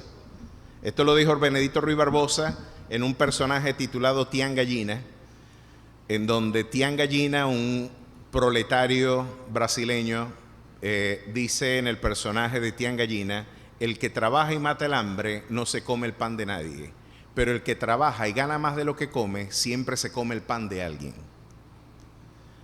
Esto a nosotros los latinoamericanos nos fascina pensar eso. Si tú tienes de más, está mal. Y usted no ve que si usted lo ven en un carrito nuevo, la gente va a decir no que usted se lo ganó, sino que se lo robó. ¿Qué habrá hecho para ganarse ese carro? Pues trabajó. Ahí, sin duda, hay muchos corruptos viviendo de la corrupción, pero hay gente que legítimamente puede construir también bienes. Y lo interesante de nuestra perspectiva económica bíblica es que la propiedad es una concepción bíblica.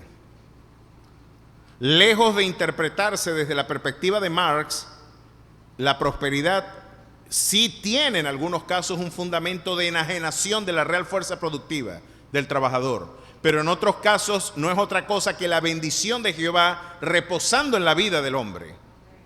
Porque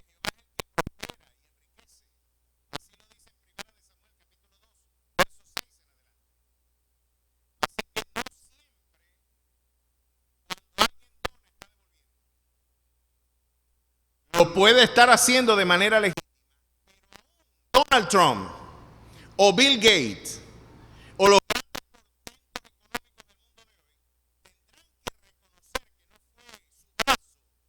la razón de su esplendor.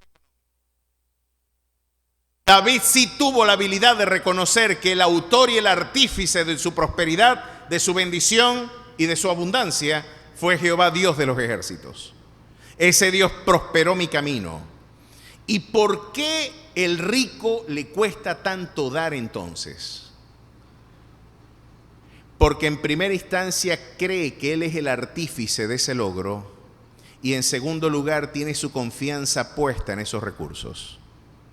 Por eso usted ve gente pobre más generosa que el rico y por eso Jesús le dijo a todos, dictó una carta. Paren aquí un momentico. Esta ancianita dio más que los que dieron bastante, porque ella dio de lo único que tenía, mientras que los otros daban es de lo que les sobra. El billetico roto. Ese billetico roto, ese lo he hecho yo en la iglesia. Allá lo agarro. ¿Usted cree que eso es mentira? Esto que me sobra en la casa es lo que se lo voy a dar al Señor. Lo feo, lo que está ahí mal parado, dáselo al pastor. Muchachos, a mí me han visto cara de limao. Porque cuando, pastor, le tengo una mesa aquí para la iglesia. Una mesa, y cuando voy para allá, un calembe que si se monta alguien se cae. Era una mesa, pero una camilla. Y yo le digo al hermano, hermano, ¿tú estás donando o estás limpiando la casa? Porque tú no estás donando nada. Esto yo no puedo hacer, ahí no puedo acostar a nadie. No, es que si se tapiza, no, es que si la hacemos nueva, claro que queda bien. Hay que hacerla nueva. Entonces, yo de igual manera me la llevé por razones de cortesía, ¿no? Pero yo decía, qué diferente daba David. Miren capítulo 21, verso 24 de Primera de Crónicas. Entonces el rey David dijo a Ornán, no, porque Ornán insistía en que le iba a ofrendar el espacio donde David iba a levantar sacrificio a Jehová y le iba a dar todo lo que él necesitaba. Y miren lo que David dijo, no, sino que efectivamente la compraré por su justo precio, porque no tomaré para Jehová lo que es tuyo, ni sacrificaré holocausto que nada me cueste. Nada que nada me cueste yo le voy a dar a Jehová. ¿Se está dando cuenta los secretos personales del éxito de David? ¿Por qué pasa que el hombre generoso Dios le da más? Porque la concepción bíblica de la propiedad es esta. Mi querido hermano, usted no es dueño de nada. Usted no es dueño ni de los zapatos que tiene puesto. De Jehová es la tierra y su plenitud, el mundo y los que en él habitan. A mí me causa mucha risa cómo entre dos sectores irreductibles, ayer veía dos de los intelectuales más prominentes que yo sigo en el mundo contemporáneo, ¿verdad?, debatir sobre dos posturas interesantísimas. Y, por supuesto, la izquierda dice que la propiedad es del Estado, los bienes de producción y todas las funciones y todos los medios de producción tienen que estar en cargo del Estado. El sector privado, el sector industrial, eso se lo vamos a dar a una élite burocrática que se va a encargar de repartirla de manera equitativa. Esa es la concepción del Estado de la izquierda. El liberalismo dice, no, la propiedad es del sujeto y tenemos que respetar la libertad personal de la propiedad. Y la igualdad tiene que ser igualdad ante la ley, no igualdad a través de la ley. La propiedad es un derecho inalienable. El Estado totalitario, o más bien las visiones estatistas, dicen no, la propiedad es del Estado. Y Dios se ríe de los dos y dice, ni tuyo ni tuyo. De Jehová es la tierra y su plenitud, el mundo y lo que en él habita. A él sea la gloria. Qué bueno es saber eso, que nos lo recuerde Dios. Ya va un momentico. ¿Y usted cree que Dios no le puede cambiar la suerte económica a alguien? Léase el libro de Job. Y ahí nos demuestra el Señor lo endeble de nuestra fortaleza moral y de nuestra fortaleza material, perdón. Job era el hombre más rico de su tiempo. Y de un día para otro se mudó de Bobares para el malecón, no, para el basurero, para el muladar. Eso que lo mandaron usted para allá, después de la variante para adentro, sin un techo ni siquiera. Entonces David le está diciendo, mira, tú no eres yo no soy dueño de nada. Y Dios siempre que entiende que te da algo, tú eres administrador de la propiedad divina. Claro que es tuyo y Dios lo ha delegado para que tú lo puedas incluso heredar a tus hijos. Pero mi querido hermano, en última instancia esa propiedad es de Dios y tú eres solamente un mayordomo. Cuando tú eres generoso al dar, Dios le da más al que da.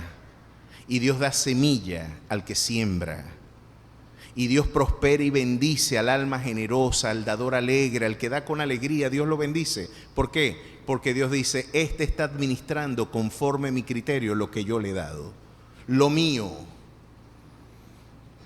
lo administra de manera diligente, de la manera en la que yo quiero que se administre. Miren cómo lo dice, volvamos a David una vez más. Y David le va a recordar aquí en Primera de Crónicas lo que de alguna manera, verso 14 del capítulo 29, ahora nos dice. Porque ¿quién soy yo y quién es mi pueblo para que pudiésemos ofrecer voluntariamente cosas semejantes? Pues todo es tuyo y de lo recibido de tu mano te damos. Porque nosotros extranjeros y advenedizos somos delante de ti, como todos nuestros padres y nuestros días sobre la tierra, cual sombra que no dura. Oh Jehová, Dios nuestro, toda esta abundancia que hemos preparado para edificar casa a tu nombre, de tu mano es y todo es tuyo. ¿Se están dando cuenta la concepción de la propiedad que tenía David? Miren, David pudo haber batallado con problemas de lujuria, pudo haber batallado con problemas de ímpetu de su naturaleza sexual, pero nunca batalló con problemas de materialismo. Y quizás lo que vacunó a David del arraigo a lo terrenal y a lo material era esta concepción de la propiedad y de los bienes materiales que él interpretó. Todo lo que yo tengo en realidad es de Jehová. Y ha extendido la concepción de la gracia divina no solamente al ámbito de la elección y de la salvación, sino también al ámbito incluso de la propiedad privada. Todo lo que yo disfruto, lo disfruto es por la gracia de Dios. No solo mi salvación, hasta el plato de comida y el vaso de agua que me estoy bebiendo en este momento. Porque usted quizás podrá decir, Dios es el artífice de mi salvación, pero yo soy el artífice de mis bienes. Yo soy el artífice de mi mañana. Yo soy el artífice de la propiedad que le dejaré a mis hijos. Y claro que usted tendrá que poner diligencia. Pero ¿qué es tu esfuerzo si no va acompañado de la misericordia y de la gracia de Dios? Extraordinario, no olvide esta concepción. no ofrezca nada a Jehová que nada le cueste, porque después de todo, de su mano, de lo que hemos recibido de su mano, es que estamos nosotros dando. A Él sea la gloria. Y con este cántico, dice en el verso 10, nos sella la manera en la que Él cantaba y alababa a Dios. Y usted puede entender mucho de la teología de una iglesia por la forma en la que canta y la manera en la que ora. Miren lo que le oró al Señor como un testimonio de adoración y de dependencia a su Dios. Asimismo se alegró mucho el rey David y bendijo a Jehová delante de toda la congregación y dijo David: bendito seas, oh Jehová, Dios de Israel, nuestro Padre, desde el siglo y hasta el siglo. Para David, Dios no es un Dios de circunstancias solamente. Para David, Dios es el Dios de la eternidad. ¿Y qué involucra que usted entienda a Dios en términos de eternidad y no solamente de coyuntura histórica? Mi querido hermano, lo interesante de que Dios es eterno, cuando usted explora qué es la eternidad, Dios no necesita que amanezca mañana para saber qué va a suceder. Él ya está en tu mañana. Eso no te cabe a ti en la cabeza, pero Él está viéndote dentro de 5 años, dentro de 10, y está viendo 1000 años más adelante. Está viendo la historia de manera simultánea. Él puede ver el pasado, el presente y el futuro de manera simultánea. ¿Qué traduce eso para la paz de un hombre? Pues hay algo interesante de entender la eternidad de Dios. Y es que Dios, en la misma mano de su eternidad, tiene mi problema y también tiene la solución. Él no tiene que esperar, vamos a ver qué va a pasar en 10 años, en un mes, qué va a pasar en Venezuela, en la familia González, en la familia Ferreira, en la familia Isea, la Méndez, ¿qué va a pasar? No, ya Él lo sabe. Y la crisis que hoy promueve lágrimas ya tiene respuesta en la eternidad de su amor. Antes que a mí clamen, ya yo habré respondido, porque no está la palabra en mi boca y ya tú la sabes toda. A su nombre sea la gloria. Tú eres el Dios de la eternidad y hasta la eternidad. Tú tienes en tus manos mi problema y su solución. Tengo algo más que agregarte. La solución de tus lágrimas está antes de que llegue el problema. Porque si Dios conoce el problema desde la eternidad, también tenía desde antes del problema la respuesta a tu crisis. Por eso usted puede adorar con confianza y la paz de Dios que sobrepuja todo entendimiento debe gobernar nuestros corazones y pensamientos, porque Dios gobierna eternamente. Dios no improvisa en coyunturas económicas, sociales, culturales, políticas o históricas. Dios es el Dios desde la eternidad hasta la eternidad. A Él sea la gloria. Miren qué bien adoraba David. Miren el Dios al que adoraban. Una caricatura neocarismática que nosotros queremos tener hoy. De un Dios al que le pedimos que tome el control. Él no le está diciendo que tome el control. Él está afirmando que Él tiene el control, el dominio sempiterno desde los siglos, desde el fundamento de la historia. Él no está improvisando con tu vida. ¿Por qué lloras? Y agregaría el Señor: hombre de poca fe, ¿dónde está tu fe? Lloras porque no me conoces. Te angustias porque no has profundizado en mi carácter. Atesoras angustias porque piensas que yo soy esa imagen, ese ídolo neocarismático que se ha fabricado la sociología de nuestra fe. Este Dios es el Dios sempiterno. Tuya, oh Jehová, es la magnificencia y el poder, la gloria, la victoria y el honor. Miren todos los créditos que David le está dando a Dios. El alcance de tu gobierno, el alcance de tu soberanía. Mis queridos hermanos, como decía William Baxter, mis queridos hermanos, sin duda alguna, el que niega la soberanía de Dios está apuñaleando la divinidad misma de Dios. Si usted no cree en la soberanía de Dios, que es un concepto poco popular hoy, porque el énfasis de la teología contemporánea es más antropocéntrica, es hacer del hombre el centro del universo. Y no queremos pensar, crujimos los dientes ante la idea de su soberanía. Yo he encontrado pastores hablando despectivamente de la idea de la soberanía, diciendo estas tesis soberanistas, deterministas. Y en verdad están rebuznando porque desconocen de que el Dios del cielo y de la tierra gobierna cada ápice y molécula del universo. Un acto de ingenuidad, porque por hacer una apología de la libertad humana no han incurrido en una herejía llamada pelagianismo. Le están dando más créditos, y miren lo inconsistente de esta tesis doctrinal, que afirma de que Dios no puede hacer lo que Él quiera con la criatura. Pero cuando hablamos de Satanás, Satanás sí puede hacer lo que quiere con el hombre. Pero Satanás sí puede hacer con la gente, ¿no? Y te hizo pecar, y lo tomó posesión de él. Pero Dios no puede hacer lo que Él quiere con lo suyo.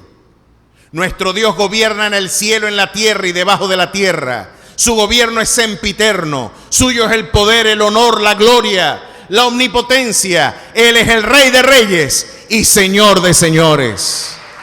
Proclámelo con David. Todo lo que Él quiere lo hace en el cielo, en la tierra y debajo de la tierra. Si Dios no es soberano, Dios no es Dios. Así de sencillo. Si Dios no es soberano, nuestro Dios no es Dios. Y David nos dejó este legado doctrinal. Tuya, oh Jehová, es la magnificencia, el poder, la gloria y la victoria y el honor, porque todas las cosas que están en los cielos y en la tierra son tuyas. Tuyo, Jehová, es el reino, y tú eres excelso sobre todos. Las riquezas y la gloria proceden de ti. Miren cómo lo entendía bien David, ¿no? Usted podrá decir esto formalmente, pero en nuestro corazón muchas veces decimos: el poder y la gloria pertenecen al gobierno. El poder y la gloria pertenecen a los ricos. El poder y la gloria pertenece a los empresarios. El poder y la gloria pertenece a los artistas. El poder y la gloria pertenece al liderazgo social. Y David está viendo mucho más profundo, porque eso es lo bueno de que usted entienda y se renueve en su entendimiento. Usted va a poder ver de manera mucho más profunda la realidad del mundo y decir: no, esa gente que hoy ostenta esplendor es por la gracia y la misericordia también de nuestro Dios. Tuyo es el poder, y tuya es la riqueza y la gloria proceden de ti, y tú dominas sobre todo. En tu mano está la fuerza y el poder, y en tu mano el hacer grande y el dar poder a todos.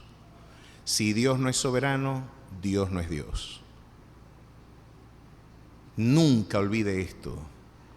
El núcleo de nuestra salud emocional, doctrinal y aún psicológica es reconocer la soberanía de Dios. Nunca usted encontrará consolación a de no ser que esta verdad transversalice tu experiencia vital. El mismo Dios que me hiere es el mismo Dios que me venda. El Dios que me ama es el Dios que controla mis quebrantos. El Dios soberano del universo es el mismo que estiró los brazos por mí en la cruz. Solo allí hay consolación. Y todo estuvo bonito, un acto célebre, verso 23, y se sentó Salomón por rey en el trono de Jehová en lugar de David su padre. Y yo anhelo, mi querido hermano, que cuando Dios me lleve a su presencia, no sé cuándo eso será, cómo será, de qué manera Dios lo hará, si sus planes es darme larga vida, si es llevarme joven, no sé lo que Dios reserva en su amor, pero he visto cómo los grandes esfuerzos misioneros y evangelísticos se desvanecen por no forjar una transición que le dé continuidad a la labor ministerial. Yo oro a mi Señor que antes de yo partir, yo pueda delegar, ¿verdad?, mi labor ministerial al hombre que Dios levante para seguir la comisión delegada. Porque por nuestro caudillismo, porque la iglesia no es nuestra, la iglesia es del Señor. Este lugar tiene su dueño. Queremos llevarnos incluso el título al cementerio. Mis queridos hermanos, es mejor dejar la casa ordenada. Y ojalá, mi oración es que Dios me dé largos años de vida. sobre todo para poder proclamarle y poder testificar de Él no solamente ante esta nación, sino ante el mundo. Pero si esos planes no son, que yo pueda ver lo que David vio, y se sentó Salomón por rey en el trono de Jehová en lugar de David su padre, y fue prosperado y le obedeció todo Israel. Y todos los príncipes y poderosos y todos los hijos del rey David prestaron homenaje al rey Salomón. Y Jehová engrandeció en extremo a Salomón a los ojos de todo Israel, y le dio tal gloria en su reino, cual ningún rey la tuvo antes de él en Israel. Y miren quién estaba encantado de la vida de esto: David, viendo a su hijo florecer, dejando todo en orden, dejó todo para que su hijo construyera el sueño. Y le dijo: yo no construí la casa, pero te dejé hasta el último clavo para que lo hagas, porque mis afectos, mi vida, mi fuerza, mi juventud, la he consumido para elevar gloria, honor y poder al que vive y reina por los siglos de los siglos. Pon todo tu esfuerzo y manos a la obra. Y miren cómo terminó la vida de David. Verso 28. Y murió en buena vejez, lleno de días, de riquezas y de gloria, y reinó en su lugar Salomón su hijo. Qué hermoso final, qué maravillosa victoria. Murió en buena vejez, lleno de días, de riquezas y de gloria, pero su mayor tesoro fue su comunión con Dios. ¿Cuántos dan gloria y honor por el Dios de David? Póngase de pie y celebre, porque ese Dios es Dios bueno, para siempre su misericordia. Qué hermosa vida, cuántas cosas hemos aprendido de David. Yo doy gracias a Dios por la vida de este extraordinario hombre. Doy gracias por los leones que pelearon con él y por los osos que le enseñaron a pelear. Doy gloria a Dios por Goliat, que le hizo frente. Y doy gloria a Dios también por Abigail. Doy gloria a Dios por Betsabé, que a pesar de sus errores, fueron una pareja que Dios permitió en gracia renovada brindarle un nuevo comienzo a su vida. Doy gracias a Dios por la vida de Absalón, que a pesar de que desprendió lágrimas, tanto en David como en nosotros, nos enseñó maravillosas verdades de fe. Doy gloria a Dios por la vida de Usai, doy gloria a Dios por la vida de Abner, doy gloria a Dios por la vida de todos aquellos que permitieron que a través del crisol de su carácter, el carácter de David, nos dé un testimonio imperecedero de lo que significa servir al Señor. Y a pesar de que no fue un hombre sin errores, hay algo que sí debemos distinguir de David. Fue un hombre que fue auténtico. ¿Quién puede negar que no fue auténtica su vivencia? Que aun cuando fue, porque él pudo haber reprimido a Natán, él pudo haberle hecho silenciar a Natán, y le dijo: no, el fundamento de mi gloria, el fundamento de mi vida, mientras yo me escondí de mi Dios, mientras callé, se envejecieron mis huesos. El tesoro de mi vida es mi comunión con Él. Gracias, Natán, por corregirme. Gracias por llevarme y llamarme a capítulo y recordarme que el fundamento de mi esperanza es el Dios al que yo he ofendido. Puede usted ver una vida más auténtica, un hombre transparente.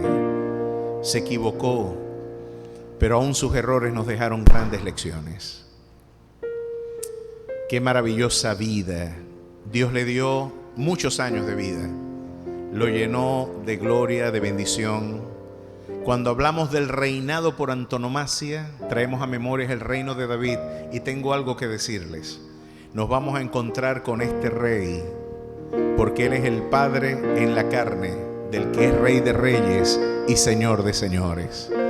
Darle la bendición de encontrarnos en el reino sempiterno de nuestro Señor, con este extraordinario hombre. Quien quita y nos tomamos un café y viendo pastar al cordero y al león, escuchamos las historias de primera mano de este extraordinario y maravilloso baluarte de nuestra fe. Vamos a orar para que puedan llevar gloria y alabanza ante la presencia del Padre.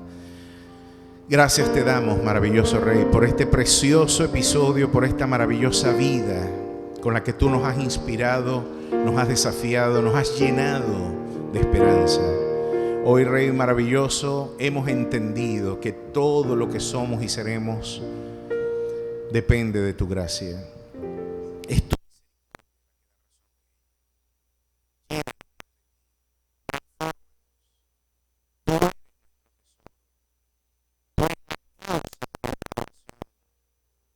tuyo es el poder, tuyos son las columnas de la tierra. No hay un Dios ajeno, no hay un Dios distinto a ti. Tú eres el único Rey de reyes y Señor de señores, y a ti damos la gloria, la alabanza y el honor. Quédate en nuestras vidas y permite que nuestro carácter también pueda ser un reflejo de tu gloria. Permite, oh Dios, que aún nuestros errores puedan, oh Dios, ser de ejemplo para que muchos pongan por obra tu precepto. Bendice, oh Dios maravilloso, la labor que nos has comisionado y permite que nuestros ojos puedan ver, oh Dios, lo que en la eternidad de tu amor tú has reservado para nuestras vidas. Llénanos con tu presencia y permite que nuestras vidas y nuestra carrera espiritual podamos culminar, oh Dios, nuestra carrera al igual que David, celebrando, glorificando y dando honor y gloria a tu precioso nombre. En Cristo Jesús. Amén y amén. Brinda el mejor de sus aplausos al Dios de David. Vamos a despedirnos con mucha alegría y mucho gozo.